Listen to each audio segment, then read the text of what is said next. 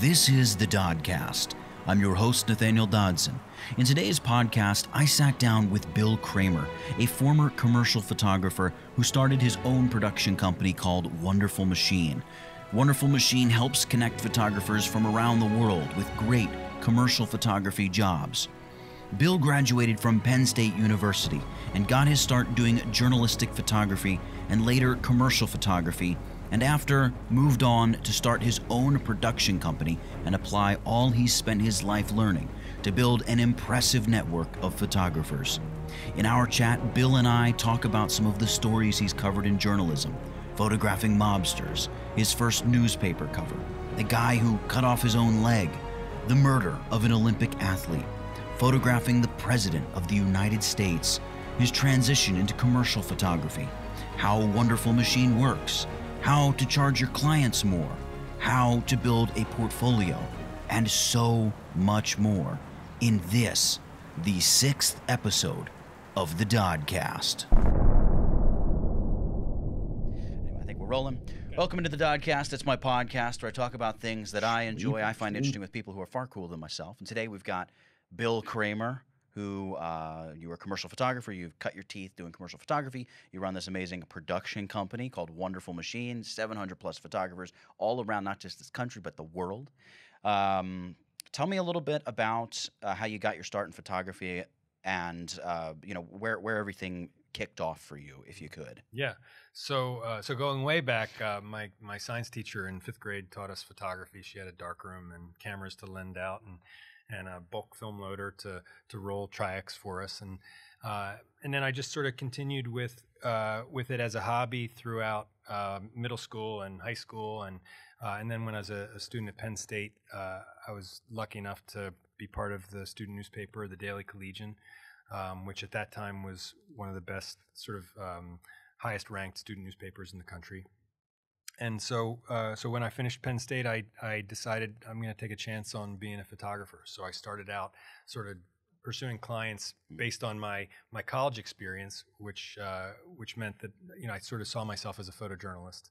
So I started out working for local newspapers near my home in Jenkintown. I was living with my parents at the time, and then I sort of branched out. I went to the Philadelphia Inquirer and started getting some assignments for them. They used to have something called the Neighbors section, which was, they had about 20 staff photographers who would cover news in Philadelphia, all the major news events in Philadelphia, and then they had suburban offices around the city. So they had a bureau in the northern suburbs, and so I would cover assignments for the Philadelphia Inquirer in the northern suburbs. And then I did that for a couple months, and then I started working through the Associated Press. And that was a thrill because I was, instead of being sort of the JV Inquirer photographer, I was, the AP was so understaffed that they would often have a staff photographer. At that time, they only had 4 staff photographers in Philadelphia. So often the staff photographer would man the desk, and they would send the stringers out to cover the assignments. So how old were you at this point? 23, I guess. Oh wow, so you were a baby. Yeah. So they would. So I was covering sort of whatever was the big news of the day. I was covering professional sports. I was covering all kinds of spot news and weather features. If it's raining, you need a picture of somebody with an umbrella. If it's snowing, you need kids sledding down the art museum steps. And at that time there was just a lot of news. I don't know if you're probably not old enough to remember Nicky Scarfo. There was a lot of organized crime news going on in the late 80s. There was a time in 1987 where we had 2 serial killers on the loose in Philadelphia, and they both sort of got caught at the same time, and so there was just a tremendous amount of activity that was sort of fun to cover as a photojournalist. Right. And then I started working for the New York Times and covering all the same stuff, but for 4 times as much money. What kind of stuff are you photographing? Like when you're talking about the organized crime stuff, are you going to, we knew this mob boss was at this restaurant, just go get a photo? Because there's all these stories, and every story presumably needs a photo, right? Or just about. Yeah. So what does an assignment look like for something like that? Going to South Philly and go take a picture of this restaurant? Or So with the organized crime, it was mostly photographing people who have been arrested, and what would happen in Philadelphia is that in order to make a court appearance, you would have to get transferred from the jail to City Hall courtroom or to federal court. And so there were always these opportunities to get the guys in handcuffs sort of walking down the hall or whatever. So you would have to, as a photojournalist, you'd have to figure out where to stand. You'd have to, like, there were places that you could be. Sometimes it would mean running down the street. Like, I remember there was a case where a coroner, a medical examiner guy got caught selling human heads. Hello. And that'll wake you up at night. so he had to go into court for an arraignment or whatever, but he was released on bond or whatever, and and sometimes these guys come walking out of City Hall or walking out of federal court, and they've got to get to the parking garage down the street. And so as a photographer, you get this opportunity to chase them down the street, or sometimes walking backwards. And we've all seen these pictures on TV. You're sort of in that press gaggle of people running. So I was in that gaggle of photographers and TV cameramen walking backwards as the guy's like walking to his car. Did you ever trip and fall? I never tripped and fell, thank goodness. I feel like there's holes you can step in, edges of sidewalks you can trip over. But there were, like, I mentioned Nicky Scarfo, who was sort of famous Philadelphia mobster. I hope I can say that. Is it famous or infamous? I guess it depends on how you think about it. Well, I hope he's not listening. I mean, I have a lot of respect for the man. But there was an occasion where sometimes the guys would come out of court and they would be walking on the street and you could get a clean shot of them. But other times they would come out from like under the federal building parking garage and like out onto the street. And there was a point where they'd have to stop before they turned onto the street. And you could, make a picture of them through the glass of the door, right, of the car. And then if you didn't get a clean shot there, they might turn on to 7th Street and like, go a block to the red light, and you would run down the street and try and get the picture. Yeah, you're hoping that it's a red light, so that they have to stop again so that you can make another picture. So photographer and fitness guru is what it turns into. Yeah, and then a similar situation. There was a famous pianist, musician named Van Cliburn, who you will have no idea who he is, but he used to be super famous. And he sort of was a recluse, and he sort of gave a concert at the Mann Music Center, also in the late 80s. And it was my assignment to get a picture of this guy who nobody has had a picture of in the previous 20 years. And so I see his car, his limo, come in. And like, I've got my camera, I checked my settings, my aperture, I got my flash, it's going, and hiding in the bushes. And I'm like waiting there, and like they didn't stop. They didn't like say, hey, this guy's got to get a picture. Right, they're just cruising right in. And haven't you heard how Ray Calusa's work? Yeah, and I was able to nail the shot, but then when I got back to the office and developed the film, it was perfectly exposed and perfectly composed, but just completely out of focus. Because I had this one chance. And what was it, like him in the back seat of this car? Him in the back seat of the limo, looking right at me. Oh, so there's right? always those those things that but mostly I got the shot. Did you ever get a photo? And I understand a lot of journalistic stuff. It's almost utilitarian more than it is creative at a certain level, right? It's go get the job done. And as a photographer, if you can put a little bit of a fun twist on it, I guess there's only so many fun twists you can put on a guy who's selling human heads. I'll put it to you that way. But was there a photo that you got of like some criminal that you looked at afterward and you're like, that's a pretty stinking cool photo? The way the light fell, or the way that traffic light backlit him and just lit that jumpsuit up so beautifully, or something? Yes. Yeah, absolutely. I mean, the creativity, what I find interesting is, I spent the first 5 years of my career as a photojournalist, and then I spent the next 15 or 20 years as a portrait photographer, and they're mostly very different sort of exercises and skill sets, and sort of require creativity in different ways. What's so much fun about photojournalism is that as a newspaper, and especially as a wire service photographer, your job is to capture that picture that tells a story sort of in that one picture, in that one moment. And so it's sort of a thrill to like figure out, you know, hey, this thing is happening, you know, whether it's a football game, or whether it's a criminal coming out of court, or whether it's a sailing race. And you know, the objective, and you realize that there are only so many of these moments that are actually picture worthy. You know, like for example, in baseball, 99% of baseball, there's no picture. Yeah. Like if there's a double play at second base, that's a picture, but that might happen once or twice a game, and you better have your 400 millimeter lens like trained on that thing and ready to hit the shutter when that thing happens.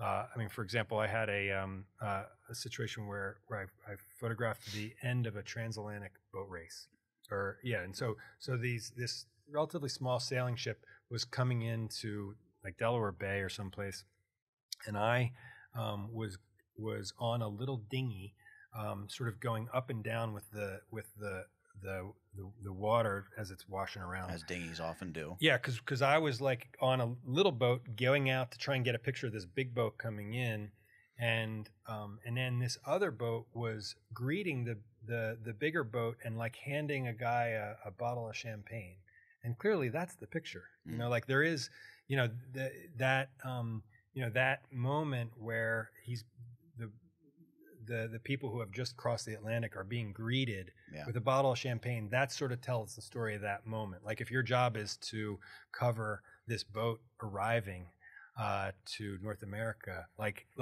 there is a 2-second window where you've got to be in the right place and with the right lens, and you have to, and nobody's obscuring your shot, and you got to nail the exposure, and you got to nail all that. Yeah, so I'm like on like if you've ever held a 400 millimeter lens, you know. Yeah, I've never held a 400 millimeter lens in a dinghy though. Yeah, so it's one thing if it's on a monopod, right. on the football sidelines, but if you're in a boat and you're photographing another boat, and then you've got this 400 millimeter lens, and you're trying to line up the picture and get it in focus. So those are very gratifying moments. You got the shot, I'm assuming. Yeah, I got the shot, and it's just another example is you know, sometimes things are very spontaneous. Like I used to shoot a lot of basketball, and so one time I was shooting Penn basketball at the Palestra, and there was a loose ball, and this kid Jack Hurd, who I guess played for Penn, literally sort of spun around looking for the ball, and as he's spinning around, he's like facing me. You know, I'm on the side, you know, in the end zone, or you know, on the what do they call it in basketball? Under the hoop. Under the hoop. I'm not sure. And he's like looking for the ball, but I didn't realize it until I processed the film that the ball was actually resting right on his head. Oh, so I got this picture of him like literally spinning around looking for the ball, but the ball is it's like you doofus, it's on your head. Yeah. Right. So you know, but to your point, like there are times when no matter how creative you are, there's no picture. Yeah. If you're shooting a press conference and there's a guy standing behind a podium, it's a guy standing behind a podium. But if you're at that press conference, remember the one where George W. Bush had the guy throwing the shoes at him? That's the press conference to be at. 'Cause it's like, finally, something I can take a picture of. Yes.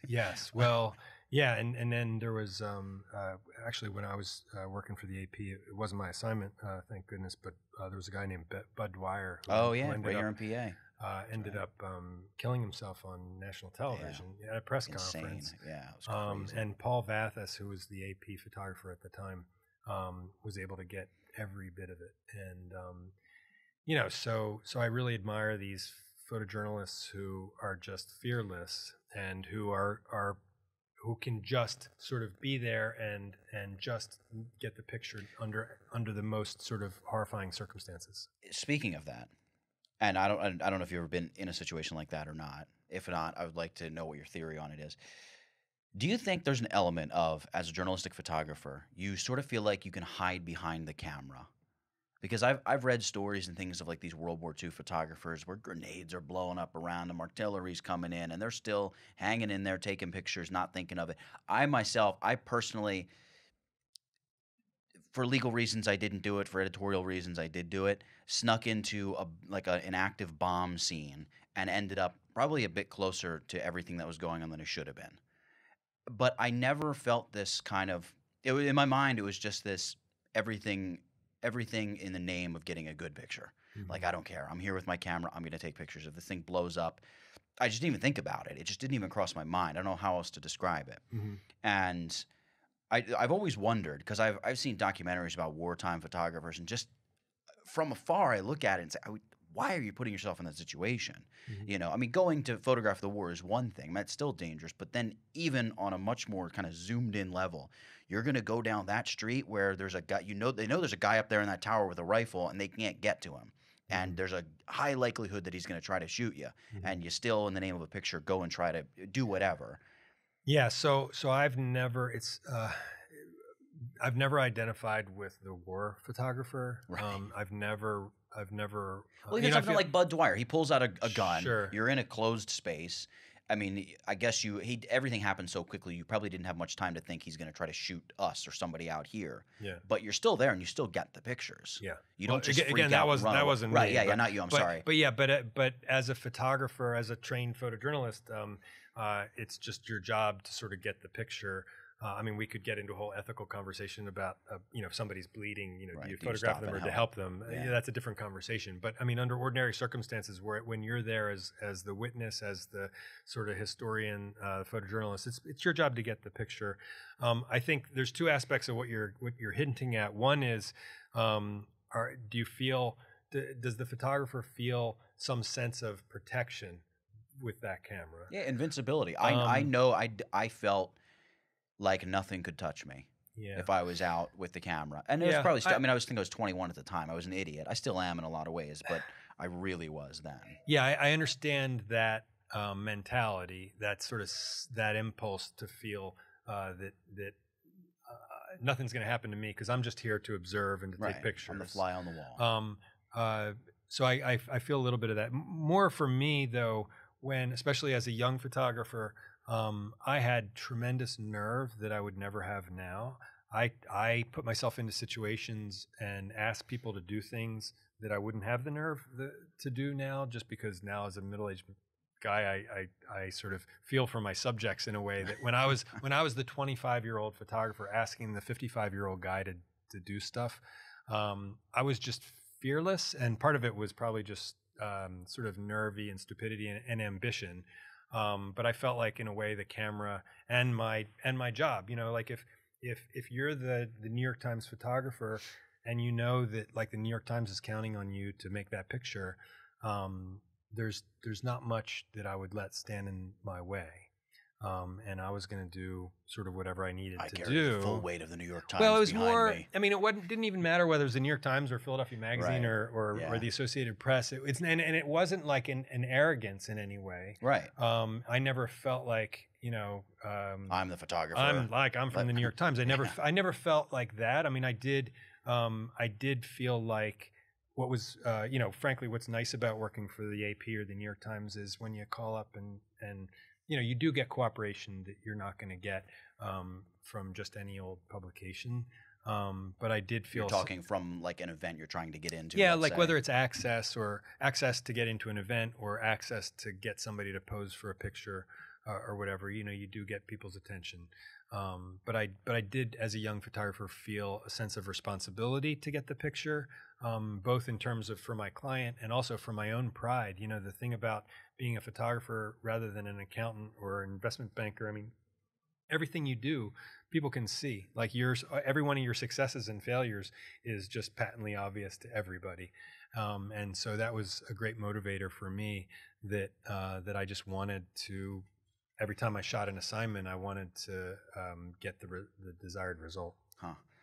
Do you have a favorite photo that you've shot, if you could pick one out over the years? Something that sticks out? I mean, you brought up the Penn basketball player. Obviously, that's a photo that is notable in your mind. Is there a portrait of somebody or a moment or something that sticks out to you? Yeah, it's interesting. I think different. There are a lot. There are a lot. I mean, That's a good thing. I photographed Barack Obama before he became president. I've seen that picture in your portfolio, and I knew it must have been a while ago because he didn't have gray hair yet. Yeah, exactly. But mostly it's pictures that I think of that I was able to sort of achieve what I set out to achieve. Okay. Or pictures that, like I always felt like I went into every assignment with a plan, but I tried to also be open to the spontaneity of the moment. And so there were often, so probably my favorite pictures are pictures where I was well prepared, but that the picture turned out to be even better because of this sort of magical thing that happens. Right, looking for the loose ball that's on your head. Yeah, right? yeah. Or just appears to be on here, whatever it is. Yeah, okay. Yeah. So I don't know. It's like picking a favorite song. You know what I mean? It's if you asked me yesterday, it's this, but today I don't know. Right. Yeah. God, no, that's total. I understand that entirely. And so, how did you get the gig with the Associated Press and New York Times, and how does that work? You said you came out of college. So I mean, I knew I was a photojournalist, and I had a portfolio. Even though it was a college portfolio, I had a decent portfolio of news and sports, and so I was able to walk into these places and get an assignment on the spot. And so I was able to. So I literally got an assignment on the spot from the first 4 places I went to, and so for example for the Associated Press, I simply like looked up the Associated Press in the phone book, and picked up the telephone and said, "Hey, I just graduated from Penn State, and can I come show you my portfolio?" And part of the beauty of newspaper and wire service photography is that there's constant turnover, because they tend to not pay that great, right. And so young photographers come in and there's lots of opportunities to be a freelancer, because if you are the Philadelphia Inquirer, and I'm not sure whether this is still true, but at least back then, if you're the Philadelphia Inquirer, the Associated Press, or the New York Times, you want to have choices, because if you get an assignment that lands on your desk, if you're the photo editor and this thing happens, you're going to call 3 or 4 people on your list, and whoever calls you back first, that's who gets the assignment. Gotcha. Okay. And so you don't want to just be counting on one photographer. You need to have multiple photographers. Well, because the paper's got to be printed tonight, right? Yeah, because it's time-sensitive stuff. And so I was able to basically walk into the AP and show them my college portfolio and the couple pictures that I had done for the Inquirer, and they gave me an assignment. Actually, my first AP assignment was memorable because it was to cover a fire in Fort Washington. So I lived in Jenkintown, and Fort Washington was just 15 minutes away. And this whole bit is just outside of Philadelphia. Yeah, and so at that time I had a beeper. I don't know if you guys know what a beepers are, but back when I started at the AP, it wasn't even a digital beeper. It was just So just a little bit of history. There's something called a digital beeper where you would, before cell phones, you would call a phone number and you would punch in the number that you were calling from. And then the recipient, the person with the beeper would go off and there would be a little display that would say, call 215-561-1144. See, what other podcast can you get this good beeper knowledge on? And so you'd know who to call. Right. And so you'd be on the Schuylkill Expressway and you'd be like, oh shit, my beeper's going off. Where's the nearest payphone? Quick. So you'd try and get What's off. What's a payphone? I know, it's like a whole history lesson. I was gonna say we're walking down memory lane. Yeah. So you'd pull over and try and find a payphone and you'd call. I mean, luckily I was at home. And my beeper, so again, pre-digital beeper was just a beeper, and it was the kind of thing where you only had one number to call. Like it was a beeper mostly for doctors. Doctors, I think, were the original beeper users, where they just would call their office. So for me, I got a beeper, and I knew that if the beeper went off, I'd have to call the Associated Press. Gotcha. Okay. And so the beeper went off. I call the AP. They say, hey, there's a church on fire in Fort Washington. So I grab my camera bag and I race out the door. And I made this funny picture of a bare-chested, very rotund, middle-aged man giving a little cup of water to the firemen. So there's this fireman with a hose trained on this church. So you can sort of imagine this sort of vertical picture of the front of a church with the stained glass window and the cross at the top, stone church on fire, firemen with the hose pointed at the church, and then a guy sort of bending over to give the guy a little cup of water. So it's sort of like water everywhere. Yeah, exactly. And here's your little cup of water. It's funny what the difference a little filtration makes. Try drinking that water coming out of the hose. And so that ended up on the front page of the Philadelphia Daily News. That was your first assignment? Yeah, that was my first assignment for the AP. Very so that was, that's fun, I mean, to get a phone call and to run out the door and, photograph this sort of news event and then race back to the office and develop your Tri-X and put it in the dryer and pull it out and find that picture and print it. And then back then with the AP, we would, we had these frames where you would make the print and the frame would leave space for the caption. And so you'd put sort of caption paper in your manual typewriter and type out a caption and then cut that and stick that on the print. And then you'd wrap that around this like fax machine basically. And that would roll. And in 8 minutes, it would scan that and send it to New York. Wow. And then New York would then disseminate that to newspapers, either regionally or nationally or internationally. That's pretty wild. So you were developing right there in your house, or would you go to the lab? So for the AP, the Associated Press had a lab. So they had an office at 1 Franklin Plaza, which was at 16th and Race. Okay. And so I'd go there, and they had a dark room, so I'd process the film and make prints, and that's where their reporters and the photo editors were. Wow, that's pretty. Yeah. That's a lot of moving parts, because now you could Uber to an assignment, and you could email the photos in and be done like that. Yeah. So you're going to the assignment. Let's say something happens in the morning. It's noteworthy. It's going to make the paper the next day. Mm-hmm. You shoot it. Then you'd run uptown or into town, drop the film at the office. And would you stay at the office and do the development work there, or did they have like techs? So with the AP, it was every man for himself.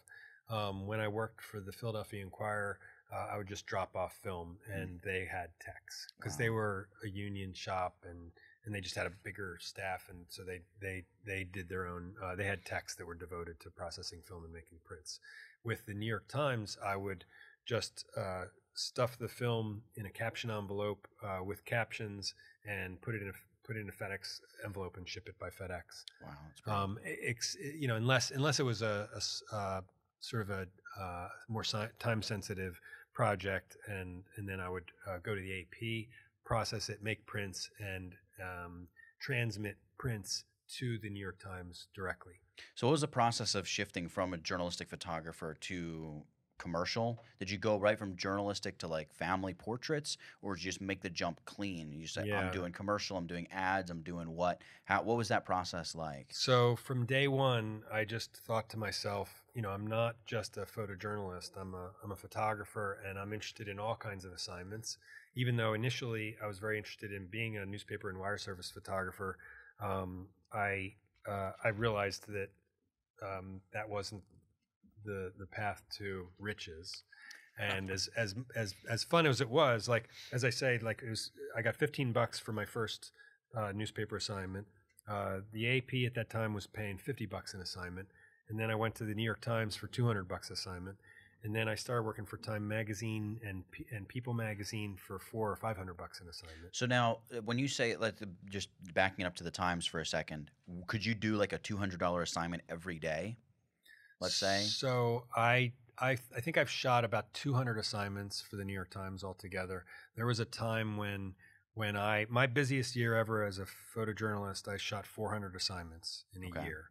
And so there were times when I would shoot just one assignment in a day, but there were times, I think my record was 4 assignments in one day. And 200 a pop. So it might be a combination of Associated Press, New York Times, Philadelphia Magazine, People Magazine. Okay. Like what? So just like in the mid '80s, were you making a few $1,000 a month? Were you pulling more than that? So I think when I was probably 2 or 3 years into the business, I was probably grossing $50,000 or $60,000 a year. which is good for. Well, back then it was good. Yeah, I think so. Yeah. But in terms of gas was what, 70 cents a gallon? Yeah, it was. I was able to live cheaply, but in terms of transitioning, I was able to, go from newspaper photography to magazine photography. Especially at that time, People magazine was all black and white. You probably don't remember that either, but there was a time when People magazine was just black and white. Okay. So I would shoot news assignments.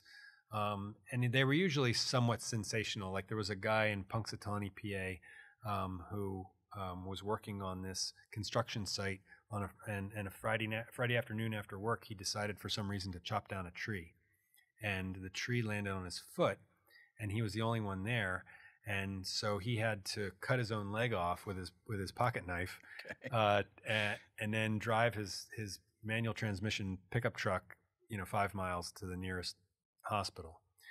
So this was a big story for People magazine. Wait, People magazine had to sensationalize that? Well, I mean, it was just sort of like a typical story for them at that time. Okay. Where wait, so you're trying to tell me People magazine sensationalizes stuff? I find that very well. It's shocking. Not so much that they sensational, but it was that kind of story. It was right. it was I see what you're saying. It was like shocking. A sensational. It was like, something wow, it's amazing that a guy would cut his own leg off. Yeah. So it was my job to so I did a portrait of him in his wheelchair with his leg bandaged up, and his wife and his kid. But I also had to go back to the scene and find the stump, the stump and the stump, both stumps. And so they had already, removed the leg, because apparently they tried to reattach the leg and it didn't take. But I did find his pant cuff on the scene, so I photographed that. Is that weird coming across? You kind of like, oh. I guess it's better than like a dead body or something, but it would still be kind of skeevy a little bit, I think. Yeah, well, yeah, it was. But that was the kind of so in terms of transitioning from the cheap newspaper work to like the magazine work, like People magazine was a great opportunity for me to transition, and then just real quick, so the thing out in Punxsutawney, that is, you're not only going out to capture like the facts of the scene, if you will, but you're also doing sort of a pseudo portrait session, some sort of environmental portrait or something like that, with the guy who actually did whatever was going on in the story. In this case, the freshly one-legged man. Yes. Gotcha. Yeah, but and there were a lot of for People magazine, there were a lot of, frankly, tragedies that I had to cover that were sort of difficult to cover. And you talked earlier about sort of getting into uncomfortable situations and having the camera sort of protect you.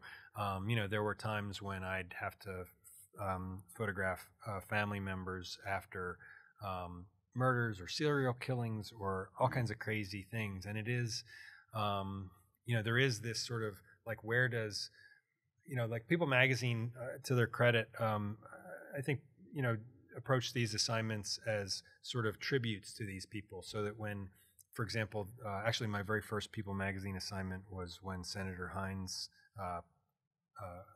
was in a plane or a helicopter over the Marion Middle School in Lower Marion, or Marion Elementary School, and the helicopter he was in collided with a small plane, and they both fell to the playground. Everybody in the helicopter and in the plane and kids on the playground were killed. Wow. So it was tragic, to say the least. That's a tough assignment. But yeah, so it was my job to go in there and track down family members and the custodian who like ran to save the kids and all these people.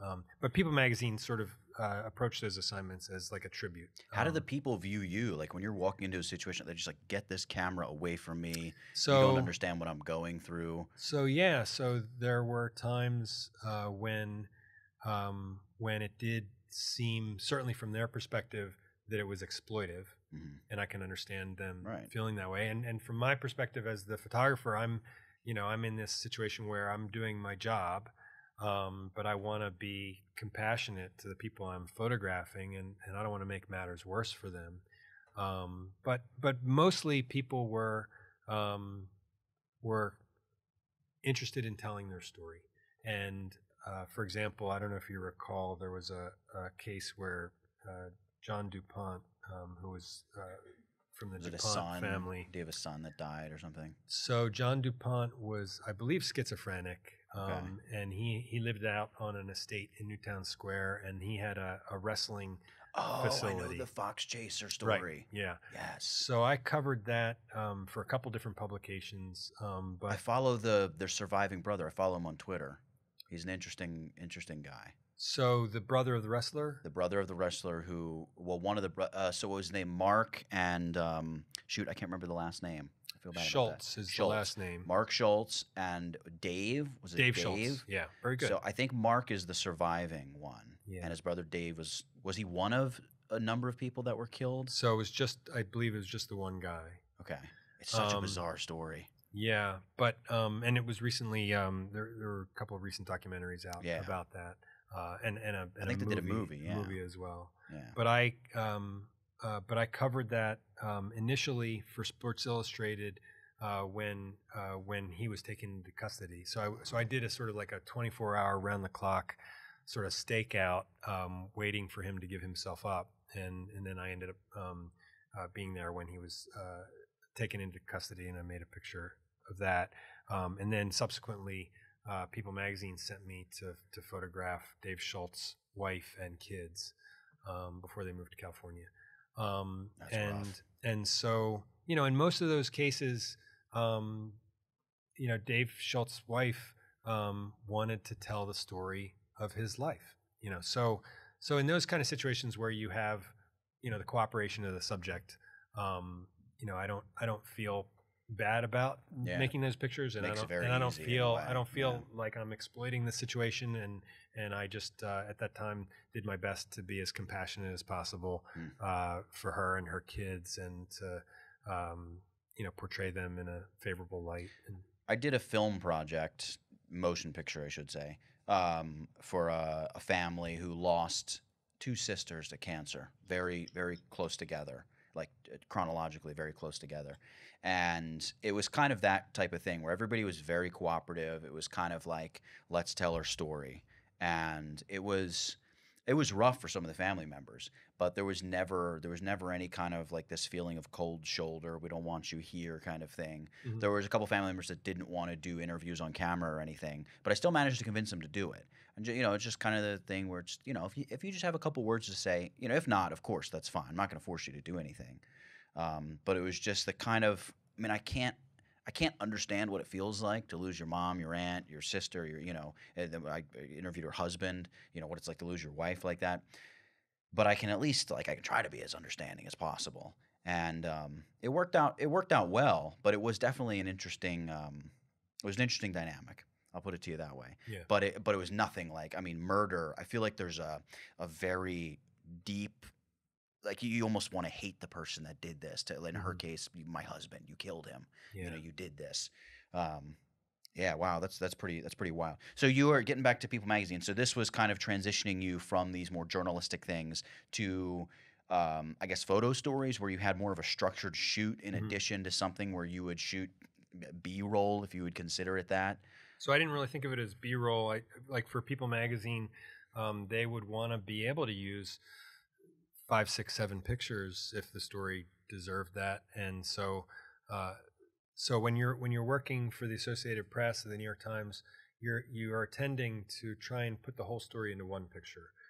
With the AP, we would do one picture unless it was the World Series. If it was a regular Phillies game, you would have a picture for the morning papers, and then you'd have a picture for the afternoon papers.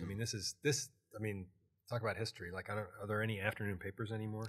But there are barely papers at all anymore, Bill. But we would, for a Phillies game, you would shoot the first 3 innings, and then you'd walk back into the darkroom at Vet Stadium, process your film, put out a picture for the AMs, and then you'd go back and shoot the last 3 innings of the game, and then put out a picture after the game was over.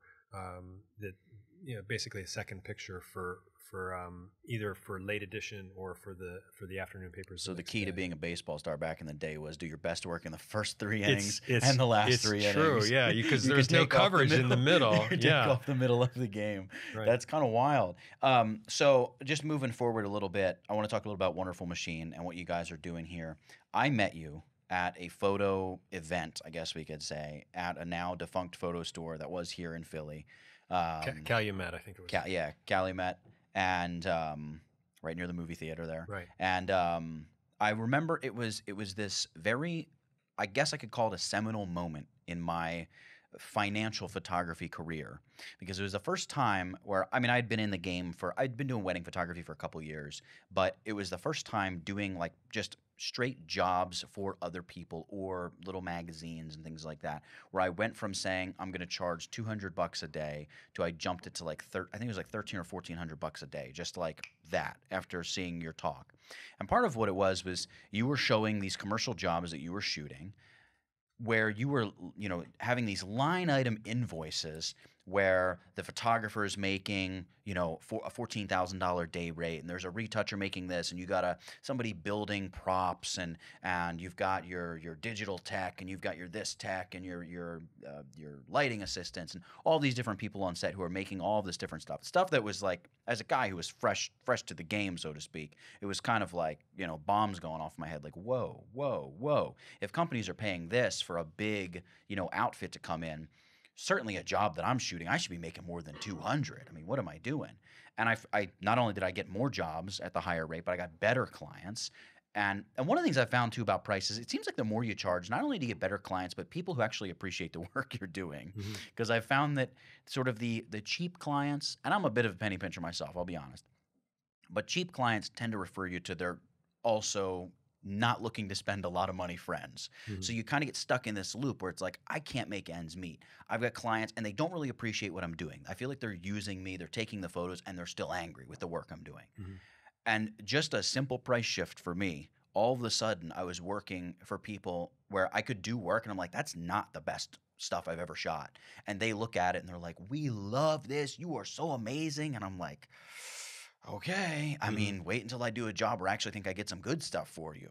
And inevitably when that happens, they're like, this one was okay. Can we go back to the other style? But that you raise an interesting point that I think photographers need to understand is that the clients see the photographer differently than they see themselves. And you have to sort of differently than the photographer sees himself. Differently than the photographer sees him or herself. And it's really important to and especially with respect to pricing, I think a lot of photographers think about pricing in terms of how hard is it for them to do the shoot instead of how valuable is it for the client. Yeah. And so the value of anything is based on the customer, not on the producer. So if you go to McDonald's and you get a $1 menu item, you can buy a Coke for $1, you can buy a hamburger for $1, if that's still true. Probably might be $1.19. Okay, but the margin on a hamburger might be 10 cents. The margin on the Coke might be 90 cents. Yeah. Okay, but why? If you're McDonald's, if you're the McDonald's manager, why are you charging the same for something where you're making 10 times on your money versus the Coke? If you're making 90 cents on the Coke and you're only making 10 cents on the hamburger, why are they the same price? And the answer is because the customer assigns the same value to each. And so in any business, you have to be mindful of what is the value in the eyes of your customer. And so that's why newspaper photography is worth $100 or $200 an assignment. Here today, gone tomorrow, so to speak. And an advertising assignment might be worth, $10,000 a day or $10,000 a picture. Yeah. And it's because if you're shooting an ad campaign for a national brand, they're banking on that to promote their company, and the value they're going to experience from a high quality picture they just have the capacity to experience a lot more value than if you're shooting a little picture for Philadelphia Magazine. Yeah, I usually put it in terms of there are a lot of creative people that follow my channel, photographers, graphic designers, illustrators. If you're going to redesign, Nike's logo or McDonald's logo, to use your example, or just the mom and pop's burger joint in town, the mom and pop's burger joint in town is a $500 job. They got a couple menus they're going to replace, a sign out front, maybe on their website, Facebook page, boom. McDonald's, on the other hand, is a multi-million-dollar logo design because it's television ads, every storefront, signage, menus, everything. The entire brand is shifting when you do something like that. You're still using Adobe Illustrator. You're still drawing paths and changing colors and delivering a design brief and all of these different things that you would do, 5 concepts, and sketch it out and work with the client just like you would. But one job is worth millions of dollars, and like you said, because of the value to the customer. Right. And it is interesting that a lot of people, I think, across the creative spectrum, vastly undervalue what they're doing. And they get caught in a little bit of, I don't know, I would call it a rat race, but a little bit like the cyclical thing where it's, I'm not making enough money, so I'm desperate for a job. Because I'm desperate for a job, I can't charge that much. Now, because I didn't charge much, I'm desperate for more work. And it's just this loop that goes on and on and on. And until you break it and just say, I'm going to charge more, all of a sudden, you might miss out on a job here or there, but I'd rather do one $10,000 job a month than 10 $1,000 jobs a month. And it is. I think that you're right about when it comes time for that mind shift. And is that something you at Wonderful Machine, you're representing a lot of these photographers, right? You're kind of connecting them to clients. Yeah. So we tend not to think of ourselves so much as representing those photographers as providing sort of a link. We're supporting them. I mean, we provide marketing support for photographers. Okay. So we have a directory that currently has about 700 photographers. And so if you're an ad agency or a magazine, you can come to Wonderful Machine, and we've got 32 different specialties. So you might say, okay, I need a food photographer in Chicago. So you can click on food and you can type in Chicago and hit go, and then you'll see a returns of results showing food photographers in proximity to Chicago. And then you, as a client, have the choice of either contacting that photographer directly or contacting us if you need help with shoot production. So how does that work from a business model standpoint? If you have people coming and using your service and then bypassing you, you're not like you said before, you told me you don't really think of yourself as an agency. And an agency is generally going to take, 20, 30, sometimes a little bit more percentage-wise from the photographer's bill. I know I've worked with some sort of representation where it's, give me your price, I'll negotiate it with the client, and then I'm just going to tack on my 20%, right? So I still get my full fee, and then the client is basically absorbing an additional 20% for this sort of agent middleman who's linked us. You're not getting a commission like that, right? Did you get to see the invoice? No, client? I didn't. I got paid what I got paid, but that's what I was told. All right, we can talk about that offline. You might have gotten swindled, but we, in some ways, we are like a picture agency or a photographer's representative. But what we do is we charge our photographers a monthly fee. So instead of a commission, we simply charge a monthly fee up front. So our American photographers pay $240 a month. And in exchange for that $240 a month, they get that listing, and then we promote the Wonderful Machine brand to about 17,000 clients, mostly in the U.S. and then some abroad. And then our photographers get assignments because we promote the Wonderful Machine brand to these clients.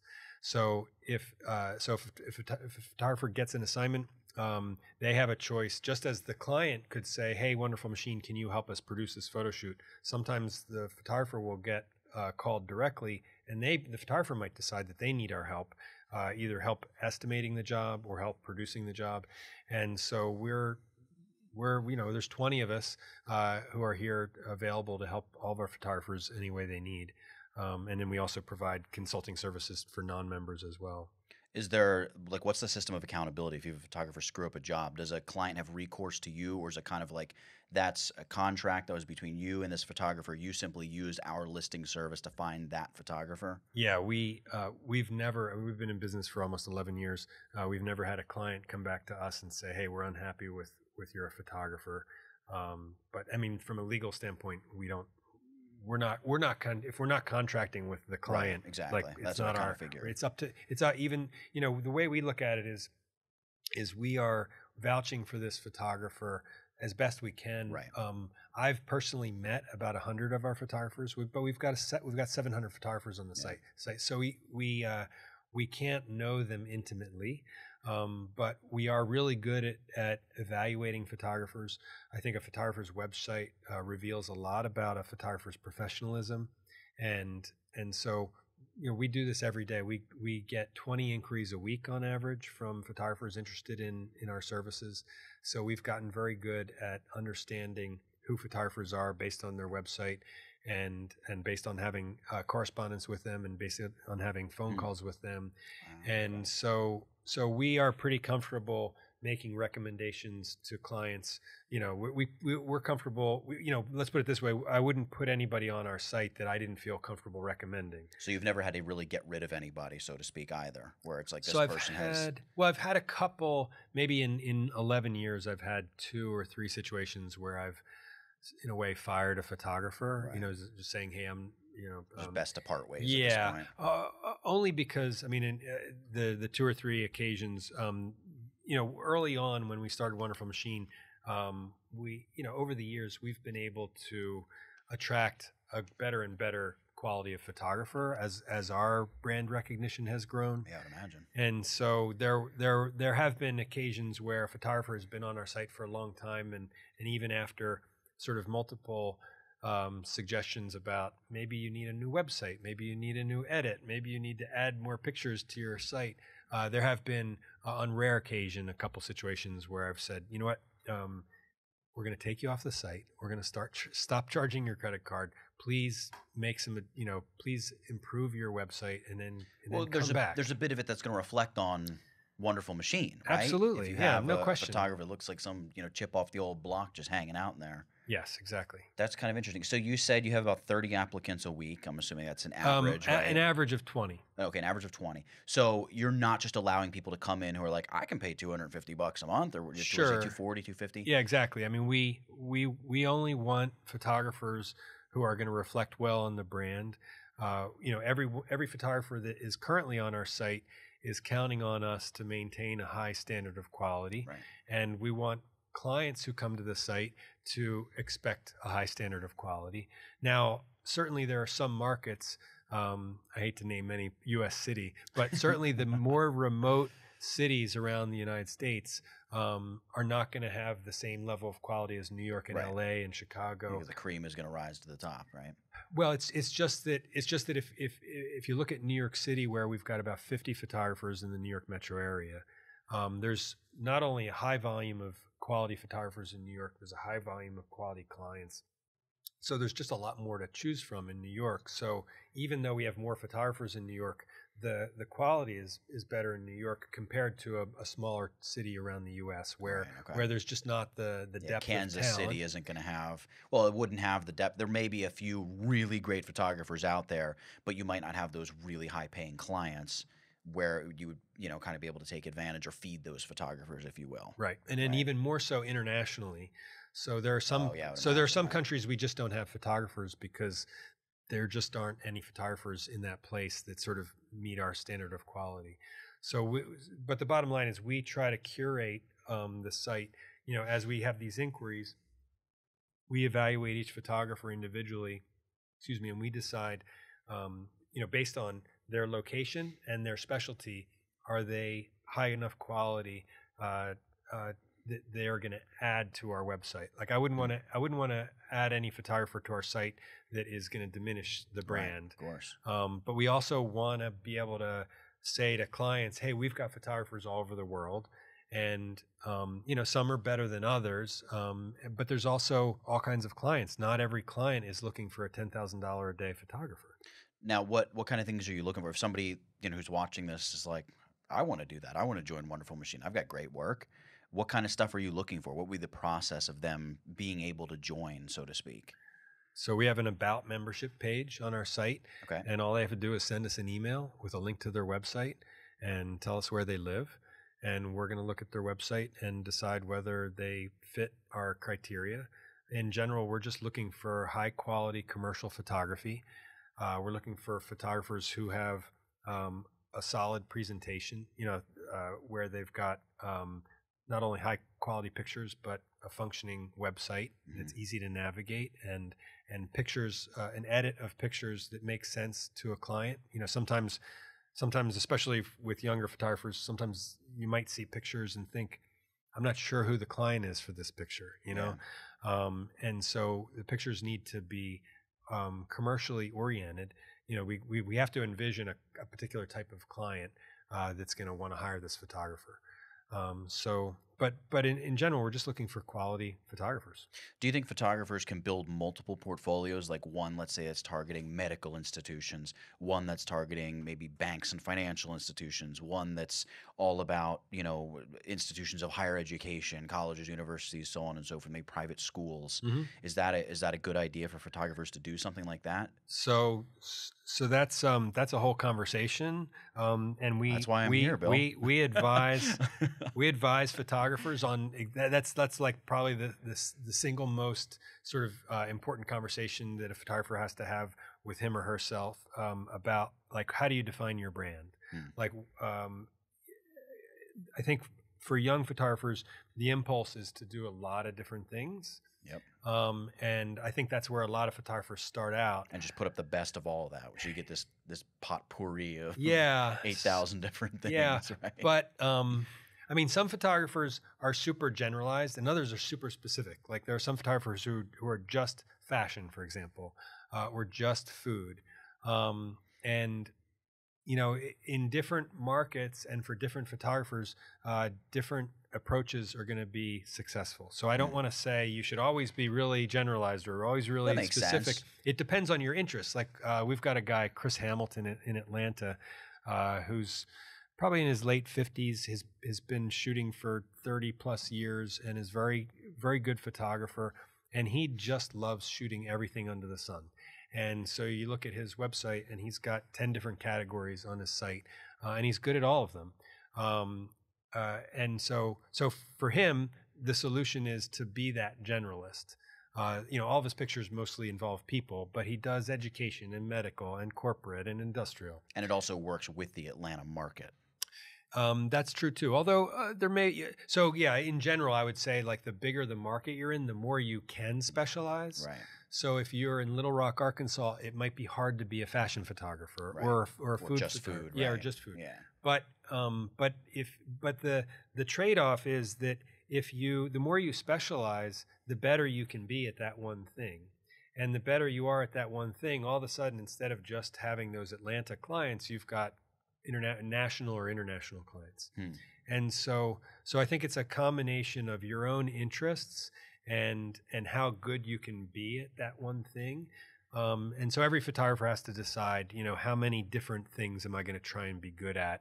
And how does that, you know, like, I think of it both from a branding perspective and a marketing perspective. So from the branding side, if you're going to attempt to have a portfolio with 3 distinctly different categories, you have to become adept at those 3 different things. And then from a marketing perspective, you have to think, okay, are those 3 different types of clients, or are they all the same client? So for example, if you shot food and travel, those are very similar clients. And so, you know, from a marketing perspective, you're not spreading yourself out too much. But like, if you shot food and cars, those are like, there's no overlap on those clients, and you're going to find yourself sort of spinning your wheels with 2 different whole marketing campaigns. So when you're talking about splitting, let's say you do shoot food and cars, is the solution to break it up, like on a very practical level, break it up into different portfolios of your site, or just pick which one you're better at and say, I'm going to kind of set aside cars for now, and maybe I'll either start a totally different site and just focus on the food, or like, what's the way to do it? Because I would think, as a client, I might be slightly uncomfortable, even if it's in a different category on the website, where I'm looking through and I'm like, I want the best food pictures, but then he's got like all these cars he's shooting too. So what's going on here? I'm not really sure. So yeah, it's true. Like, I think clients, given the choice, they would rather work with a specialist than work with somebody who Generalist. shoots both, you know, because if you, I mean, especially I would say more so on the car side, like if you've got if you're looking for a legit car photographer, like that's a specialty all on its and they're own. guys who are incredible Yeah. when it comes to that. Yeah, so I do think clients have a sensitivity to that. And I think from a branding perspective, I use the example food and cars because I've never seen a photographer who does both food and cars. They're like diametrically opposite in every possible way. Yeah. But I certainly don't want a guy who works on cars working on the burger in the kitchen for me. But yeah, if you did have that sort of hypothetical photographer who shot food and cars, what I would recommend is have 2 different websites. And have 2 different print portfolios and have 2 different email campaigns or print mailers or whatever you're doing to promote yourself. But really what I would recommend is pick one. Right. And I would rather have somebody devote themselves full time to one or the other. And I think that would lead to more success than to try and split yourself into 2. And I think that's hard for a lot of people to kind of not wrap their mind around it, but trust that idea. Or, you know, but isn't there more work if I do shoot 2 different things? If I can shoot 5 different styles of stuff, isn't there more work for me? Yeah. But the answer is there's more work in one great client than 20 pitter-patter clients that are here today and gone tomorrow kind of thing. Right. Right. I mean, that's the way I feel like you should be thinking about it, correct? Yeah. And also, not only is it a matter of picking sort of specialties, so to speak, about what different specialties you want to cover, but also you want to think stylistically.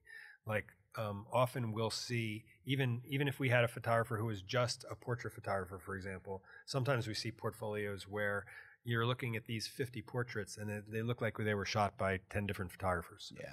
And so it's really important as a young photographer coming up to try and figure out from a technical perspective and from a just sort of a voice, to find your voice and figure out like what kind of pictures do you want to make, and sort of work on your lighting and work on your post-processing and work on, if you're a portrait photographer, figure out like what makes you you, what kind of pictures, you know, what are the people in your pictures, what do you want them to look like? What kind of personality do you want them to have? Because ultimately, people who hire photographers, high quality photographers, don't want to frankly give them a lot of art direction. Like art direction is difficult. Like what people want to do is hire a photographer where they see the portfolio and they're like, I love that. Do that thing that you do for this project. Yeah. And since there are 20,000 photographers that you could hire, you can hire exactly the personality you're looking for. And so as a photographer, if you're showing 5 different personalities on your website, the client's going to be like, oh, I don't know if I kind of like this one over here, but like, what if I hire the photographer and I get this other one that I don't care for? Right.